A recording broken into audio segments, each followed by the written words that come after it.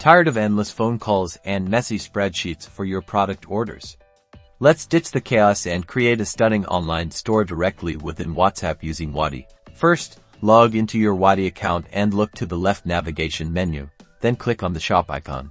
Now you will be redirected to the shop page. To start adding your products to the shop, click on Add Products. A form will appear where you will enter your product details. Start by typing the product name into the designated field. Next, add a compelling description to showcase your product's features and benefits. This will help entice your customer to make a purchase. Then, fill in the price of your product accurately. Make sure the price is what you intend for your customers to pay.